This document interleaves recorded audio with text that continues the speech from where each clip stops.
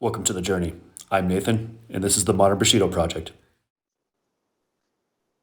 Hey, what's going on, everyone? It's Nathan here. I've got Ed on the line with me. You go by Ed or Ned or Nedward or Nedward or Edward or Usually just Ned. all right, cool, man. So Ned's been one of my athletes for a while. How you liking the app so far? I like it a lot. It's pretty Yeah, straightforward. There's always a couple glitches in these things, but it's sure. pretty easy Yeah, and intuitive. yeah. So Ned and a couple other guys I've got on Train Heroic. It's kind of a easy, simple platform for me to hit up, and works pretty well. There's a couple things I'd like to see better, but it's not terrible. So kind of tell me about your background, kind of give us a rundown of kind of your history. I think when do we meet? I think is that about 5, 6, 7 years ago? Yeah, it was something like that. You had been on primary and secondary, some of Yep. their early modcasts. Yep. And I think, yeah, I sort of heard your name through there, and then you had put out the call. You were looking for a ride somewhere down in Denver. Yeah, I remember that. I don't remember why though. Like, It was like outdoor retailer or something like oh, that. that's right. Yeah, I was at the outdoor retailer show. That's what it was. Yeah. And I was like, I've got nothing going on that night. So Cool, man. Yeah, came and so I down. think if I remember right at the time, weren't you doing like welding or something? Yeah. Yep. Yeah. So So I've where'd been you? welding. Yeah, Yeah. yeah, go ahead. I've been a welder for about 15 years. Really got into like the fitness stuff doing mountain biking. Okay. Found James Wilson back, geez, 13, 14 years ago now. Yeah. He was doing some mountain bike specific strength training stuff, a lot more than just, oh, like the typical do base miles on a road bike, stuff like that. He was actually like one of the first guys to realize mountain biking was a different sport than road biking. Yeah, yeah, yeah. And so kind of got into training through him, and then just sort of went from there. And he was always really good about looking for new methods, new ways, stuff like that. I'd met him a couple times, and he had used me for guinea pig as well a handful of times on some new stuff he was trying. Nice. So Is he local here in Denver? he's in Grand Junction. Okay. Cool. Yeah, MTB James, I think, is his website. Cool. But yeah, he was kind of my intro to functional strength training, but Yeah, also specific to an activity. nice. So did you have you done any training prior to getting into that stuff? Like anything in high school, or did you play sports in high school? I played up through like middle school. I had done like rec league type stuff. Okay. Mostly baseball. Baseball I did the longest, but I had also done some like Pee Wee League football, basketball. My parents were pretty good about keeping me not, Engaged. just doing one thing. Yeah, but Yeah. enough to get me off the couch a few months out Nice. of the year. And Boy Scouts, did a lot of camping. And then I was just the kid that rode his bike everywhere. Nice. Yeah, yeah. I mean, growing up in the 80s and 90s, it was just a different environment. I mean, everybody Yeah, was yeah, outside for 16 hours a day. yeah, Mom will call you yeah, when the lights come on. yeah, exactly. When the street lights came on, Yeah, everybody sprinted home. So it's good. Any other highlights when you were a kid? Where'd you grow up? Was it Denver? yeah, I grew up in Denver. Yeah, I pretty normal childhood, nothing like real special, nothing real stand out. Just kind of like the average kid. Sure. Yeah, yeah. Yeah, and it was just really until I got like big into the mountain biking and started racing and stuff. That's when I realized like, hey, maybe some like other fitness, because at the end of a 4-minute race run, it's really hard to hold on to my bike anymore. I Sure. should maybe Yeah, look yeah. into like 4 minutes isn't that long, but I was doing Yeah. mostly the downhill Okay. stuff. So it's a lot more physically demanding, Hmm. especially upper body stuff like that. And What does that tend to hit the most? Is that just mostly forearm and shoulders? yeah, yeah, especially forearms, hands is always where I seem to get smoked the most. Yeah. So just trying to hang on. Hmm. It's been kind of shifting gears. When did you start looking at like the Air Force and pipelines and jobs and stuff like that in the military? So I was always kind of curious Mm-hmm. about it. And then it's actually funny, I was hurt. I was having serious back pain, like almost in tears getting out of bed in the morning. for about a month and a half. And then there was a training facility basically on my way home from work that had strength training, but also physical therapy listed on the outside of the building. Okay. I was like, and I wanted to do that sniper adventure challenge in Wyoming. Right. It's like, well, I can't get out of bed without almost crying. I'm probably not going to do a 30-hour adventure race. Right. And so I went into there, and that just happened to be Ethos, Colorado, with Okay. Jonathan Pope and those guys, Yeah, Craig yeah. Waller, Yep. the guys that do Building of the Elite. Yep. And so I was kind of meeting those guys and some of the other coaches, talking with them. They're like, you should look at the military. I was like, all right. Looked into it and sort of found EOD, and I was like, that looks like a cool job. Sweet. And that was in Wheat Ridge, I think. Is that where they were at back then? Okay. Yep. And then if I remember right, you had did you have some surgery on your knee or leg or something prior to looking at all that stuff? I've dislocated my right kneecap like 4 or 5 times. Yep. Started, like back in mountain biking, snowboarding, stuff like that. Got it. And then that's just kind of been like a background issue, except for the last few months on the training I've been doing with you. Nice. What do you think has been helping the most? I think that's a good question.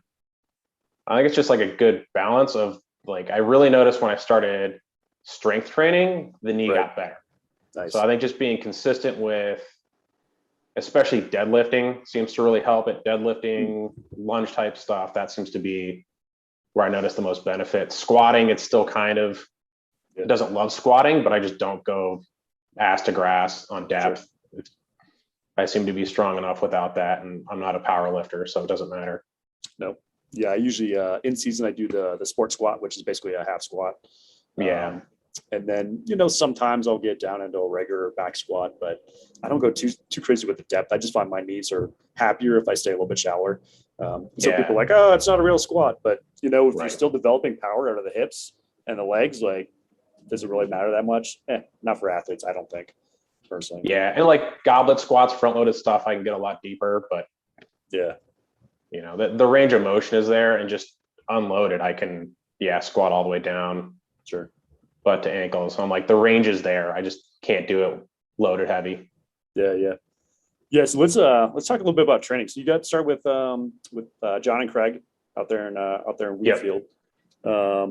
What kind of stuff were you doing with them? Were you straight into training, or did you go to physical therapy first? Or they started with like 30 minutes of physical therapy, couple days a week, and then that was like 20 or 30 minutes. But at the end of that, we went straight into some kind of strength training, like almost immediately. So, real basic stuff. Yeah. Goblet squats, anything that I could do without pain. Nice.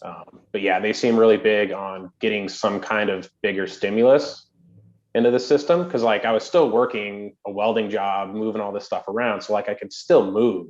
Sure. It just hurt a lot while I was doing it. Couldn't really afford to take time off. But yeah, they were pretty quick to get me doing some kind of strength training at the end of 30-minute PT sessions. Cool. And was that how many years did you spend doing that stuff? I was there about 2 years. Okay. So, and I had been working with them almost a year before I decided to start pursuing some of the military stuff. Yeah. And based on doing the adventure race things, they already kind of had me on their soft prep program anyways. Sure. Because a 30-hour adventure race is not that different than, special forces selection. Yeah. Sure. So, and they ramped up the running, the calisthenics, that side of it, because that's obviously a big thing in any kind of pipeline. Sure. Which is another pet peeve of mine. It's like calisthenics and middle distance running. Okay. I mean, if you say so, but it doesn't seem as applicable as like a lot of the stuff that we've both been doing with the triphasic stuff. Like, to me, just seems so much better. Yes, you're training shorter sets of say 7 seconds, but I found at least on the hockey side, team sports side, doing any kind of sportive stuff, and sportive stuff translates to combat, I think, better than any of the football stuff or the other not team sport stuff, like powerlifting and whatnot. I find it Right. transfers better. It just seems like we're spending a lot of time doing a lot of work that doesn't necessarily transfer as much. And then you do a selection course where it's calisthenics and running, and again, it's like, Right. are we actually testing what we need? I mean, granted, there's the mental toughness component, whatever people want to talk about. And I don't know if you've heard of James the Thinker Smith and his thoughts on that. Maybe. So basic concept is he says that if you take, let's say, an ER nurse and you stick her into a soccer arena, like she may be very mentally tough in the ER room, but as soon as you put her in that soccer field and she doesn't have the skill set for it, like, it flips. All of a sudden now she doesn't have the mental toughness. So what is it that she wasn't mentally tough, or is it that there's a skill set component that actually determines mental toughness, quote unquote? And so you could do the vice versa. You take the soccer player, put them in the ER, same thing. Now they're no longer mentally tough. And of course, we could argue about soccer players being mentally tough in the first place, but right. Yeah, lots of guys rolling around on the ground for a couple minutes after like brushing somebody's knee. Right. Yeah. I actually prefer the international women's soccer just because they beat the crap out of each other. Like, this is amazing. They actually go at it. Yeah, I don't watch a lot of soccer, but yeah, I don't see a whole lot of them rolling around on the ground for any length of time. They just kind of play the game. Yeah. Just kind of like how it's supposed to be. Yeah. And like, I think about the number of race runs where I had a crash in the middle of, and you don't think about it. You're like, you hit the dirt, you get back up, you're on your bike and you're going, you're just, you don't have, because you're on the clock. You don't have that time to stop and be like, man, that really hurt. Right. You just get back on the bike and go, and then you cross the finish line. You're like, wow, that really sucked. That hurts. Yeah. The adrenaline wears off and it all catches up to you. And you're like, okay, well, that was really stupid, but I made it down. That's also actually a really good example of mental toughness, is that, mental toughness, quote unquote, is that somebody would say, oh, that's mentally tough.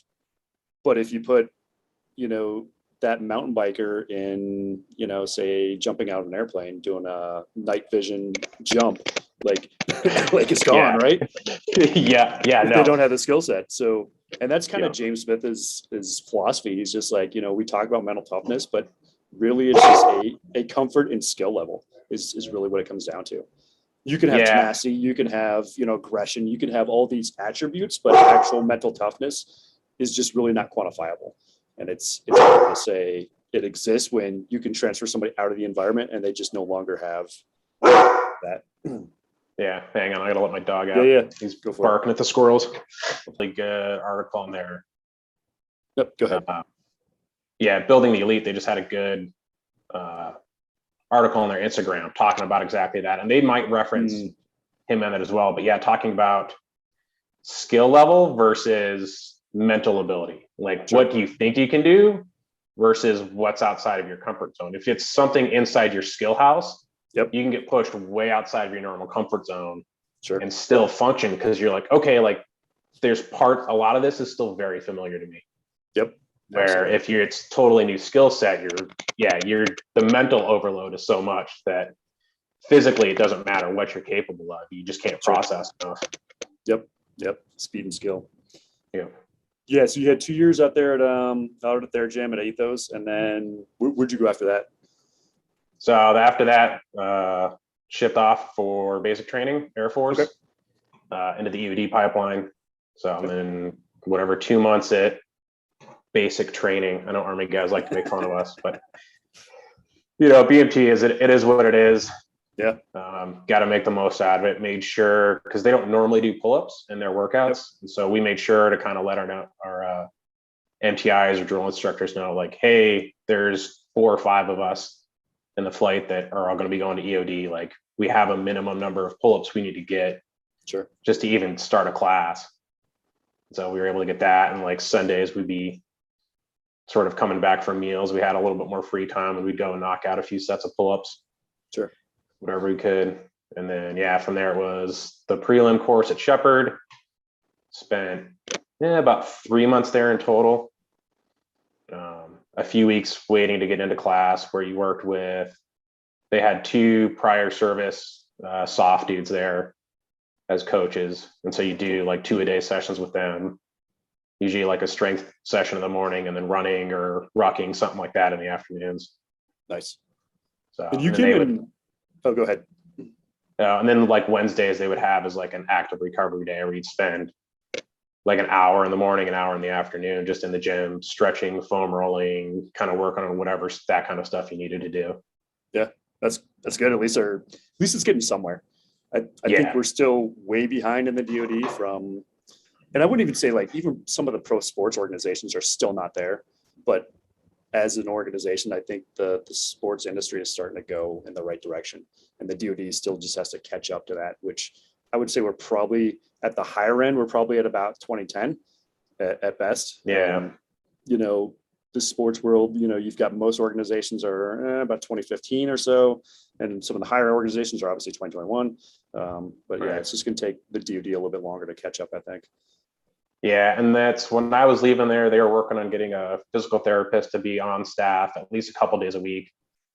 They're Nice. on site because where our training site was kind of separate from the main base.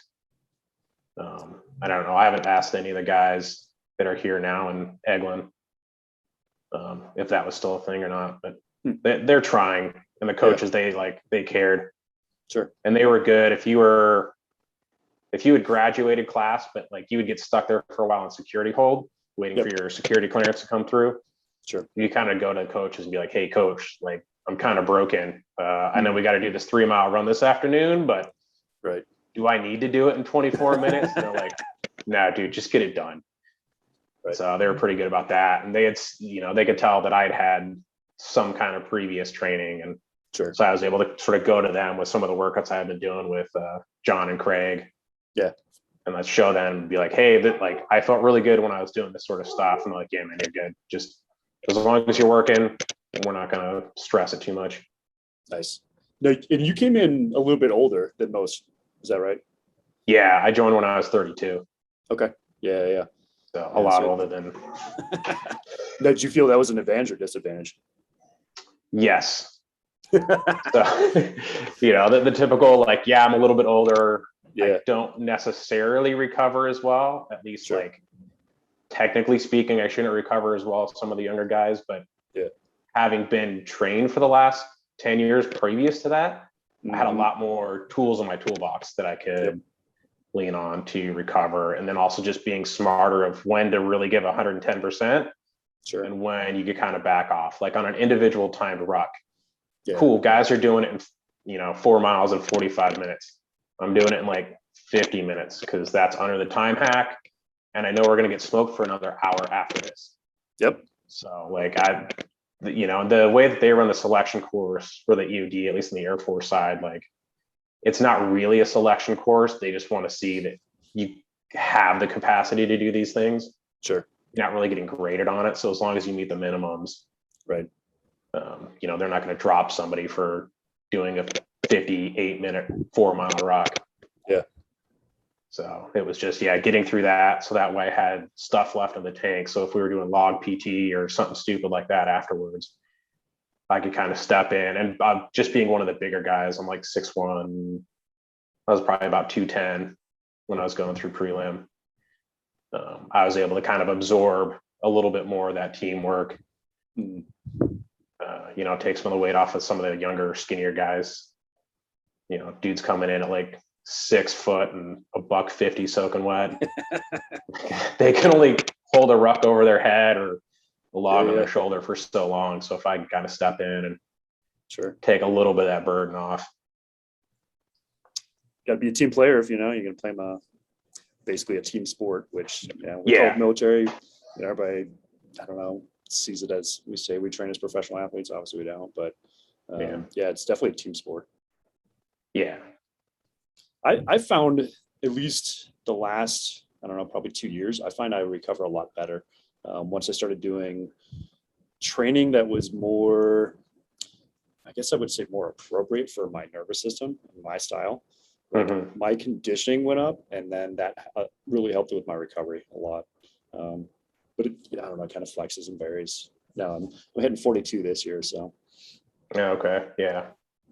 Yeah, and I think that's part of why, like, a lot of the issues I'd had before haven't really cropped up. Is I'm able to, when you're in a training pipeline, you don't have a choice of what you're doing for PT. You just do whatever Sure. they tell you to do. Yep. But yeah, being able to tailor a little bit more helps a lot with recovery.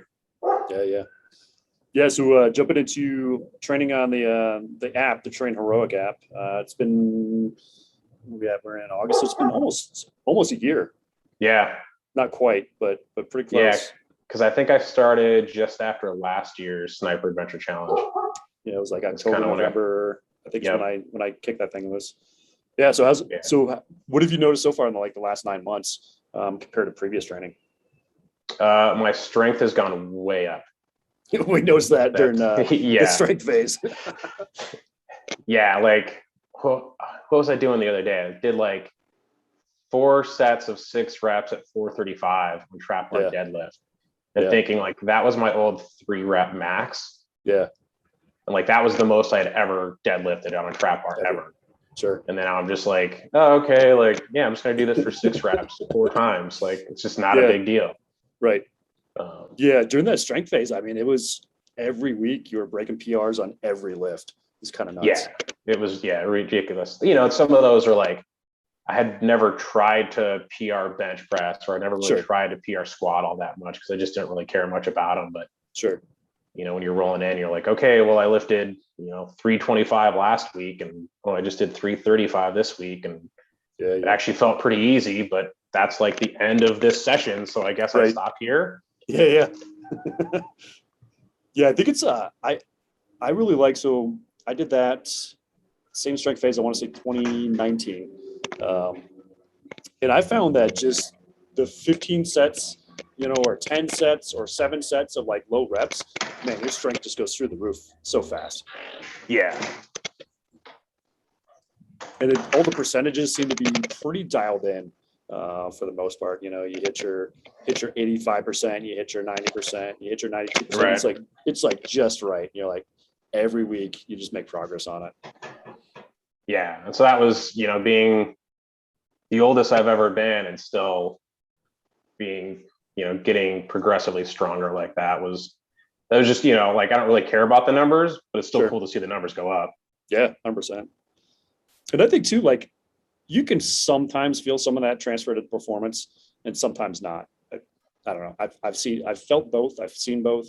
A lot of people are strength, but at the same time, it's kind of like, there's a certain point where you just don't see the performance gain.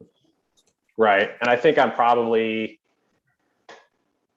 strength wise, I don't really see the point of getting any stronger than where I'm at. I just need, I need to kick in more conditioning is where I can tell like, I could probably still do my 11-minute mile and a half, but it's going to hurt a little bit more than it did the last time I did it.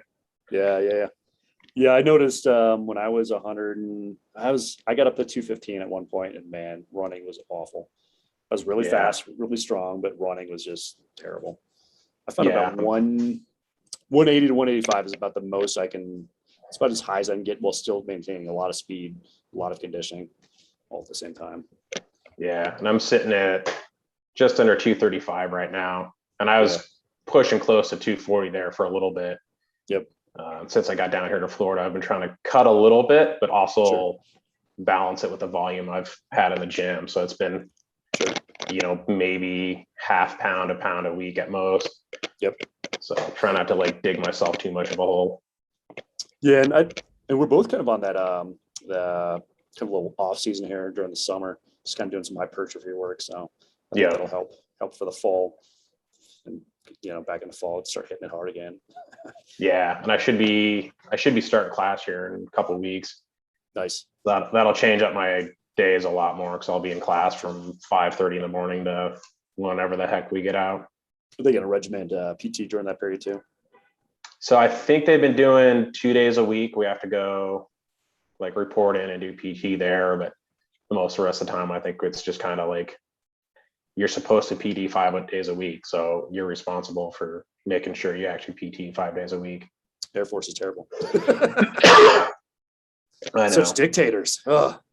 Yeah. Well, and some of that's with COVID and everything else. Like, sure. They can't have 60 dudes out on a PT pad. Right. So, and then it's actually for Air Force, at least it's written into part of like their mandate that they actually have to PT 5 days a week. Like that's actually part of being an EOD tech in the Air Force. Yeah.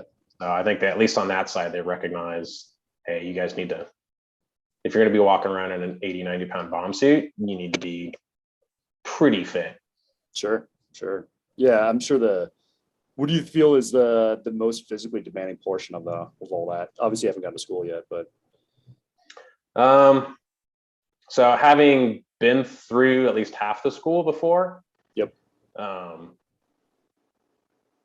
A lot of it is just kind of like being outside in the sun here in Florida, you know, when it's 95 degrees and 70 or 80% humidity, like that alone can just crush you. Sure. So having, you know, at least a good conditioning base helps with that a lot. You just feel like you've got a little bit more at the end of the day. Yeah. And then, yeah, I definitely think having the strength helps a lot in the bomb suit, because it's 80 pounds of crap that you're moving on top of your body. And so any ability that you have to move that beyond just moving your own body around, I think helps a lot. And just like, there's limited flexibility in the suit. Yeah. So if you can kind of overpower just the stiffness of the suit, you can move better in it as well. Makes I had sense. I had to do some work with the EOD shop before they let me come back down here. And they had me in the bomb suit for, I don't know, like an hour or two one day. And yeah, like you get tired, but I never felt like I was totally cashed out. Sure. Now, have you played with any of the some of the blood flow supplements that, you know, I've been kind of posting about, like beet chews and stuff like that? I don't know if that would help. If they were available in, like, I want to try it before committing to that like $40 or $50 size. And I just haven't found like a smaller pack. 1 week supply. I probably need to look around a little bit more. I am curious because like that's interesting. Yeah, and I don't seem to be like a real big responder to that stuff. Generally, like I'm even Benadryl for seasonal allergies. I'm always like at the upper end of what they suggest for. Yeah, like I can take a Benadryl and it doesn't make me sleepy at all. Where other people, it completely knocks them out. Yeah. So have you looked at your digestion? How's your digestion? Pretty good. Yeah, it seems pretty good. I need to order, was it the man greens? Yep. That you've been doing. I've been meaning to order that stuff. I've just sort of been getting distracted into buying gun stuff lately. Nothing wrong with that. This stuff is actually coming in stock, so I'm hitting it while I can. Yeah. It seems like they're catching up. I saw something the other day. I don't remember who it was when the ammo manufacturer said they're about 90% capacity, so they're getting close. So we'll see. But yeah, some of that supplements, like I found the beet chew stuff, and it doesn't matter which format I use, it seems to work really well. Just even my resting heart rate drops by about 10 beats per minute within, I don't know, 5-10 minutes of taking it. So that seems to help quite a bit. Exercise, I don't know if I've noticed a huge difference as much, but just general kind of cardiovascular health, I think, seems to have the biggest impact. But I'd be interested to see what would happen inside a very humid, very hot suit like that. Right. Well, and it was interesting training for the sniper challenge last year, being in Louisiana, training for an event that's up around 5,000 or 6,000 feet. Like I couldn't simulate elevation gain. I couldn't simulate elevation. I just had to sort of like go out, and I could only really rock 15 miles at a time. And that was just like a little hiking trail they had on base, doing a couple laps. Sure. But Craig and John put out an article talking about how they found training in hot and humid environments has a similar red blood cell effect as training at altitude. So I was able to go from Louisiana up to Wyoming at just about 6,000 feet in 100-degree heat, but much less humidity, and I was totally fine. Elevation never bothered me. Even, I mean, it did hit 100 degrees on the second day there, and Sure. compared to what I had been used to rucking in. It was just like, okay, like it's hot, but whatever. I'm not sweating through everything I'm wearing. Did you, how many days prior to the competition did you arrive in Wyoming? I had gotten there about a week before up to Denver. So you actually had a decent amount of time. Yeah, I kind of knew that was going to be a thing. So I showed up about a week before, did a few workouts. Yeah, like just running down to the park, did some calisthenic type stuff. Nothing real crazy, but just wanted to try and get the blood moving and get whatever altitude benefit I could at that point. So it's interesting. Two things that I've noticed over the years is that the sauna I use when I go to sea level, and I still do it here at elevation, but I found that the sauna really helps with reacclimating to elevation, just the blood flow, the cardiovascular effect. And the second thing too, and I think you see this in pro sports, is that the first like 24 to 48 hours, I think the body has a super compensation from the elevation, and you'll see sports teams actually have equal or better performance than they normally do at sea level. And then after that 48 hours or so, complete crash. And then they're just screwed. So there's this happy medium of, if you can get the team in there, like just prior to the event, with enough rest and recovery before the actual competition, I think they would probably be okay. But again, this is just anecdotal of what I've noticed over the last couple of years, combined with what I see with some of the sports teams.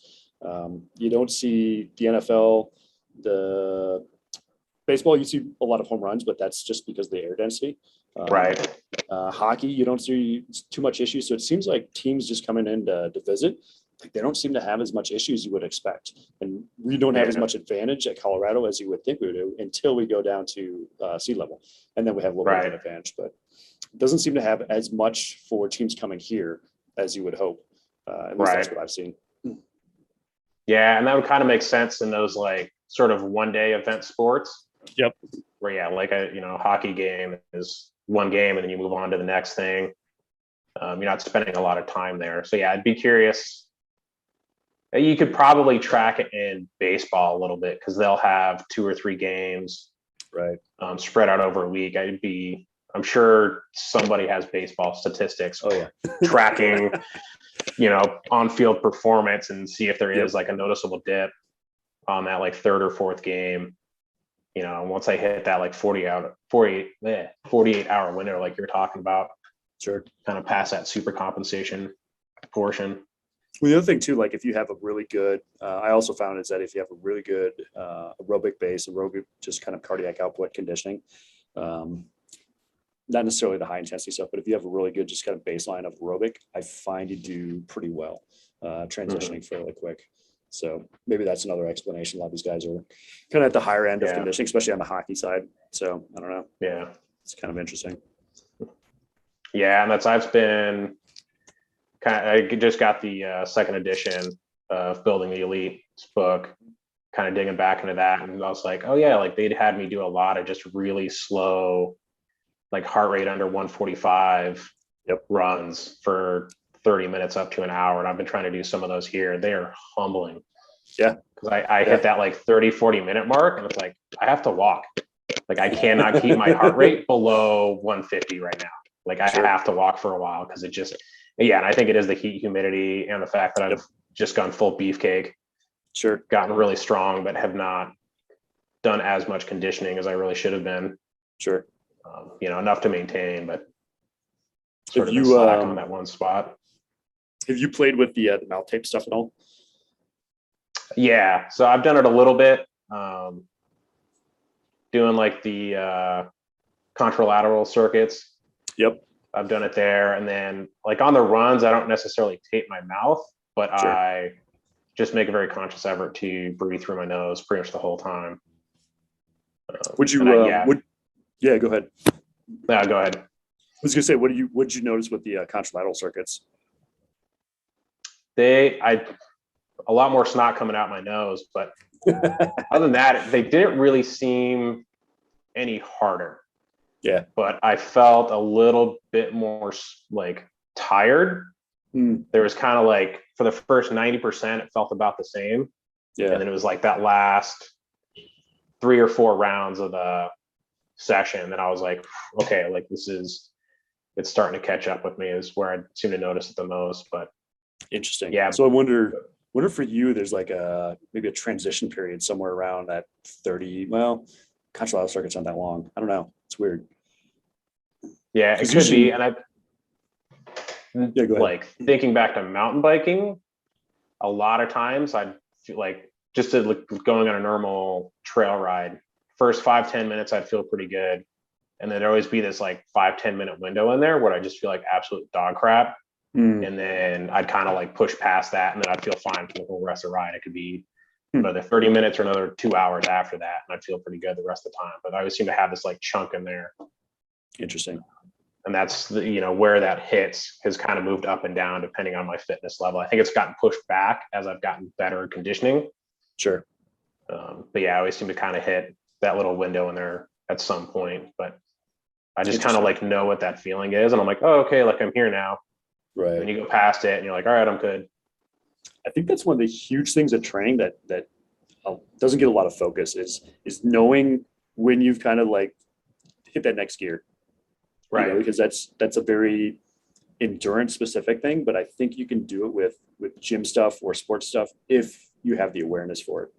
Mm-hmm. And you do the reps. I don't think there's enough awareness on a lot of the reps that people are doing in the gym to be able to recognize that kind of stuff. For me on the contralateral, usually around 10 minutes, like it's kind of like first 5 minutes is kind of like challenging. I'm like, all right, my heart rate's getting higher. And then right about on the 10-minute mark, my heart rate just drops. And all of a sudden I'm like chill the entire rest of the time. Yeah. And when I'm done, especially if I got mouth tape, like I am super relaxed. Like it's not more stressful. It's actually less. I just relax a lot when I finish those up. Interesting. Yeah. But the mouth tape, go ahead.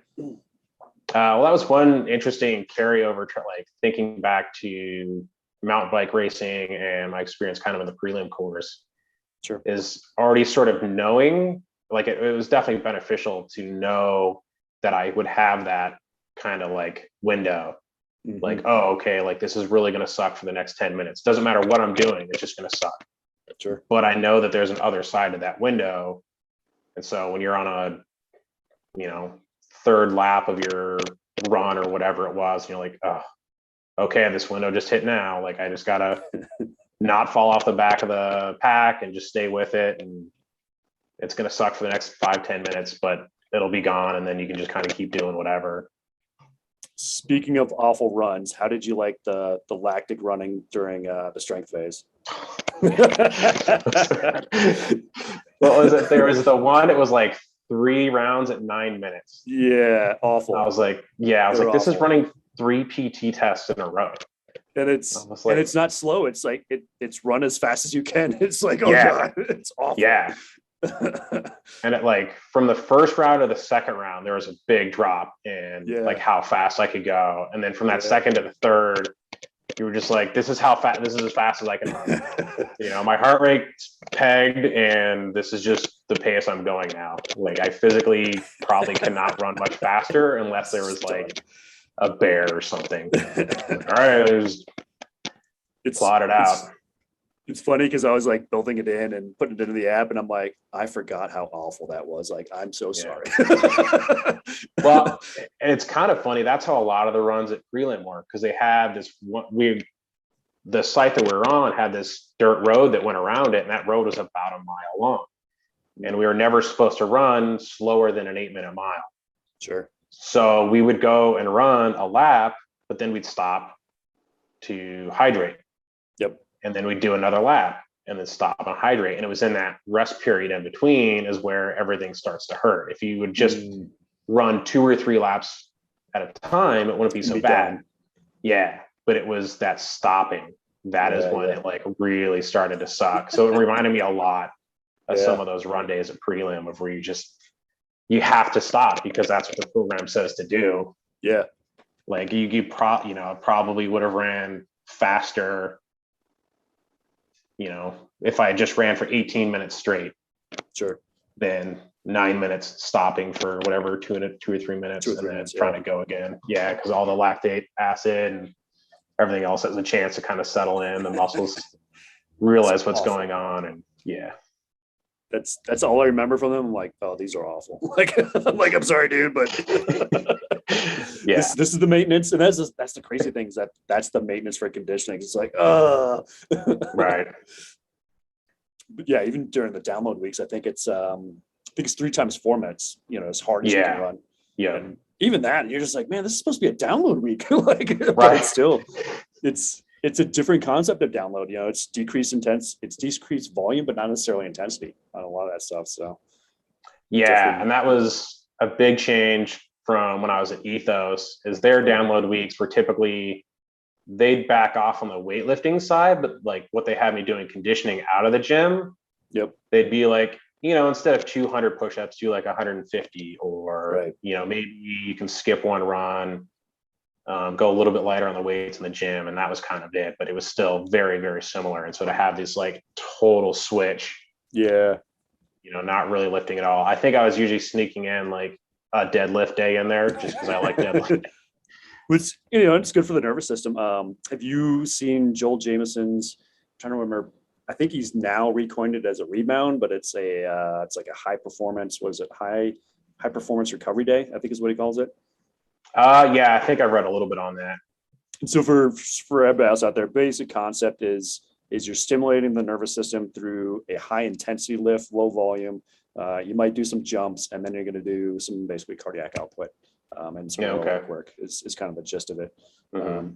Sometimes you might do some very small plows like hurdle hops that are like low hurdles. Do that for say 5 minutes or something. Right. Yeah, he put out a program right after like the lockdowns and everything hit. Gyms were closing. He had put out a program, I think through like a Facebook group, that was just like all running, 6 days a week of running. For like the elite group. And I was like, I guess technically I'm in that group. Like, I don't know, I hate running, but the gym's closed and I'm stuck in tech school. We're locked on base. Like, I have no other energy outlets. And I know mental health wise, I will like lose my shit. Yeah. If I can't burn some energy somewhere. And yeah, he had a lot of that stuff where he had like 5-10 minutes of hurdle hops where you like hop 10 or 12 times down, walk back, and you feel really silly doing it. Yeah. But I also got a lot, I think he does like a 12-minute timed run, just as far as you can go in 12 minutes. And I think I picked up maybe an 1/8 mile over like a month of that. And that was even like being sick for a week. Sure. So that was pretty good. It did suck running 6 days a week, but he also has a few of those like real long, slow, 45 to working up to like 60, almost 90-minute runs, just that real slow pace. Sure. So I'm just trying to get back to that where I can do a full hour with my heart rate and then sub 145. Yeah. Yeah, it's interesting when the first time you get people into low heart rate running, like they're like, man, I had to walk for half it. Like, yeah, welcome to the fight. Yeah, like you'd almost rather just run a normal 3 mile. Yeah. Like I think it's the mental game that you try to play with yourself. Cause like on one hand, this feels really easy and I know I can run a lot faster, but like, no, like I need to stick, like it's the heart rate. The heart rate is the thing that I'm trying to stick with. Well, and you get some guys who, they get the ego in the way and they're just like, well, I can run with my heart rate higher, so therefore I'm in better shape. It's like, that's not what we're trying to do. Like, trying to work on cardiac output, expand the volume of the heart chamber and kind of increase that capacity. So it's definitely a different method at first. Yeah, it's the self-talk in your head of like, no, dude, like drop the ego, walk up until the next stop sign. Wait until your heart rate gets back down to the 130s. Like I have to set myself kind of that target of like, okay, 135. All right, I can start running again, just to try to like keep the average back down. And I think what helped me when I first started doing that stuff was it was all on trails. So I was doing trail hiking / walking / running, depending on what my heart rate was at. So I would start to learn the pace of the hills and the twists and turns and kind of figure that out. And that helped me. And then I think the next phase that helped was just taping the mouth shut. It's Yeah. like run as fast as you can keep nasal breathing. Like, okay, so maybe it gets a little bit higher than cardiac output is supposed to be, but if you can keep it through nasal breathing, it's probably all right. Like, at least Yeah. that's how I look at it. Yeah, that's probably not too bad. Yeah, and It's I've got like definitely a hard, though. whole, yeah, I've got like a whole neighborhood I've been trying to explore. So Hmm, I just kind of like pick a direction and go and hope I remember all the turns to get back. sure. So, Well, I mean, but you it's got the weird. Garmin There's a Instinct, lot right? of, yeah. Well, and there's just a lot of false flats around here. So you feel like you're running uphill for 5 minutes, and then you turn around and go the other way, and it feels like you're still running up the same hill. Like what is going on? Like, how is this all uphill? But it's Florida and it's flat. Like, why does this all feel like uphill? Right. Uphill both ways in the snow. Yeah, exactly. You kids don't even know. I know. I would love to be running out in the snow right now. It'd be much cooler. Yes. Yeah. Well, and I actually sort of play with like some of the Wim Hof kind of stuff back in Colorado. As it'd be 40 degrees and sort of drizzling out, and I'd take my shirt off on some of those long, slow runs. And after a couple minutes, you're like warm and you're fine. You're like, oh, okay, like this is normal now. There may have been a couple times I went and trained on ice barefoot out in the back parking lot where there was some ice just chilling out from the roof, and just go walk on it, do some farmers walks or whatever, and I don't know, didn't feel that bad. Yeah. Yeah, So I haven't found the trick to, I mean, you can only sweat so much and it never evaporates here. It's like shirt on, shirt off. It doesn't matter. You're just wet. Yep. Yeah. Take a shower and you're like, well, I'm still wet. I can't even dry off. Try to air dry, doesn't work. Yeah, sit in front of a fan for 20 minutes is about it. Yeah, man. Is there anything else you want to go over?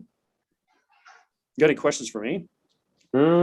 Training stuff, supplement stuff? There was something. Kind of, what are you doing as far as like, are you supplementing creatine, anything like that? I've been listening to, I forget the guy's name, something Hubbard. Andrew Huberman? Yeah.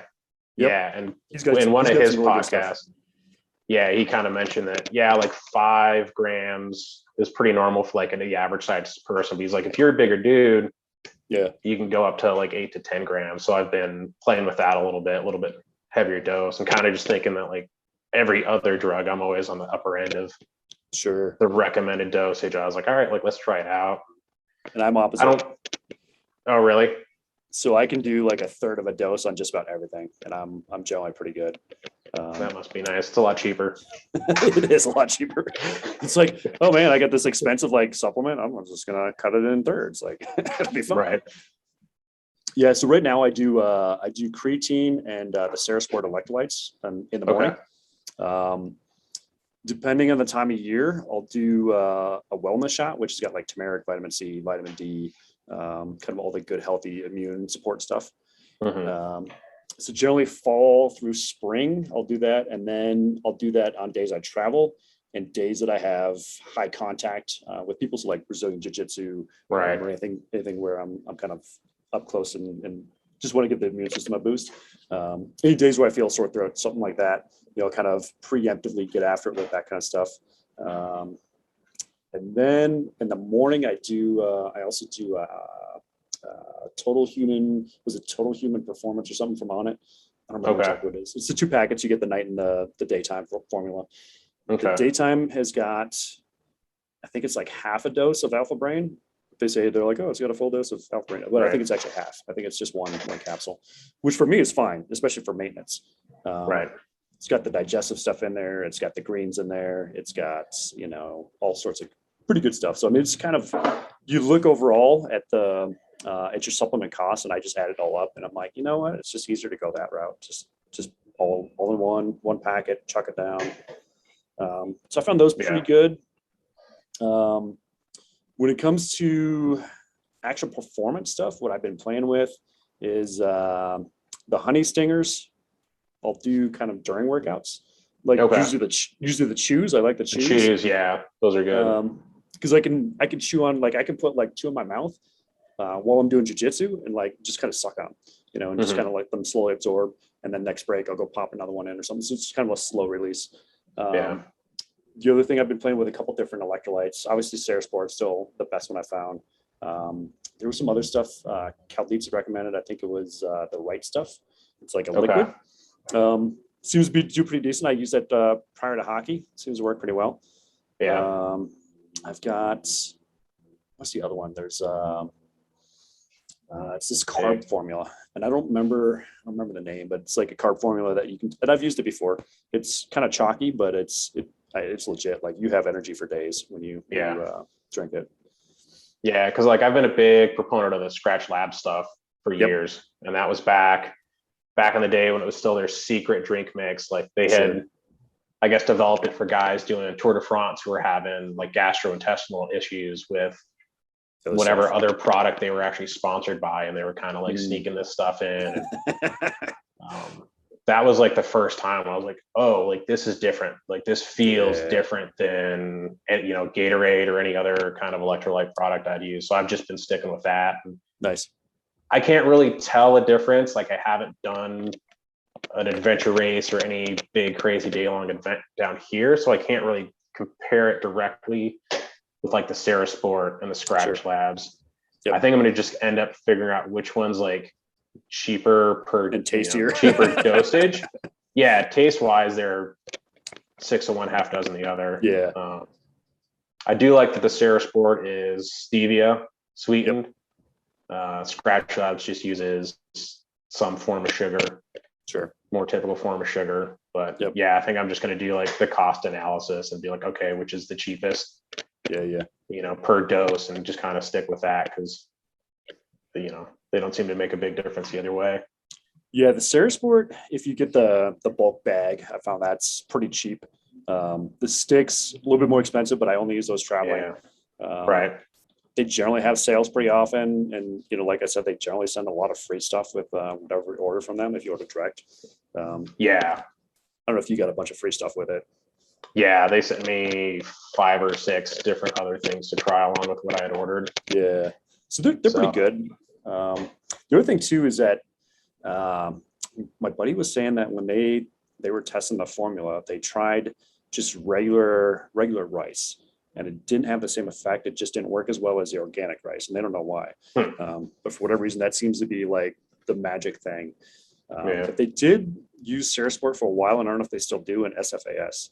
And that's that type of environment is where I find it has the most use, even though I drink it every day, just to kind of maintain electrolytes. That type of environment where somebody just goes down hard and you give it to them and they just pop right back out. And you're like, how does that even happen? Like, it's just ridiculous.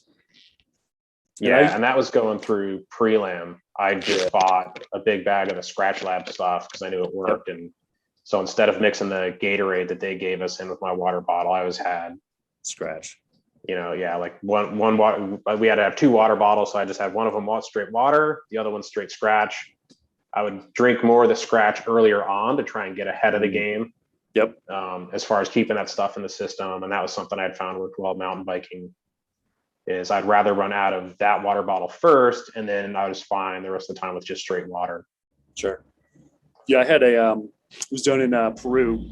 I think you were down in Peru also, right? Yep. So I was doing the Machu Picchu hike, and I had, I was in a tour group or whatever, and all the whole tour group was like a bunch of girls from California and Canada, so sea level. So I'm like perfectly fine. I'm like 7,000 feet. Yeah, I live there, not a problem. But this older gal, I think she might have been in her 50s, about halfway through. We've been hiking for like 4 hours. Like she was going down, and I'm like between me and the tour guide, like we're it. Like that's the only way she's getting off this mountain. So I'm like, all right.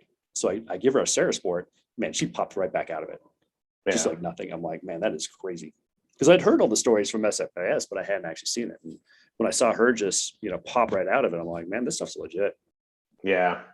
And I had something similar at last year's sniper challenge. My buddy, we were starting to come down from the mountain. It was getting hot, and we both kind of realized like, oh, we've got 3 or 4 ounces of water left, and that's all we've got until we get back down to the bottom of the hill. And so I was like, all right, well, if that's all we're going to get, might as well put in some of the Scratch Lab stuff. And he had kind of hit the wall. He was bonking pretty hard. And so I just kind of found him some shade. Yeah, I think he did like a half or a full one of like the little packets of the Scratch Lab stuff, that and like one of the RX bars. Well, he did that, and then I realized we had jacked up one of our land nav points, so I had to like bust butt back up the hill a few hundred yards to correct that. But I was like, this dude just needs to chill for a while. Sure. Now, So was that like, no, go ahead. Yeah, I was like, I'm just gonna leave him here. I'm gonna go correct our mistake, and then when I came back, yeah, he was like, I'm good to go now, which was good because we ended up cliffed out and had to like slowly pick our way down the rest of the way. Sweet. Yeah. Was that the carbohydrate stuff, or was it just the electrolytes? Just the regular electrolytes. Okay. Yeah, and I think those are 60 to 80 calories per serving. So there is definitely some carbohydrate in there. Sure. So I think that plus the RX bar, a couple hundred calories in that. Yep. It's enough to fuel. Yeah, get them down off the mountain. And then we had one of the little mini seedless watermelons in our cash bag. Hit that thing pretty hard.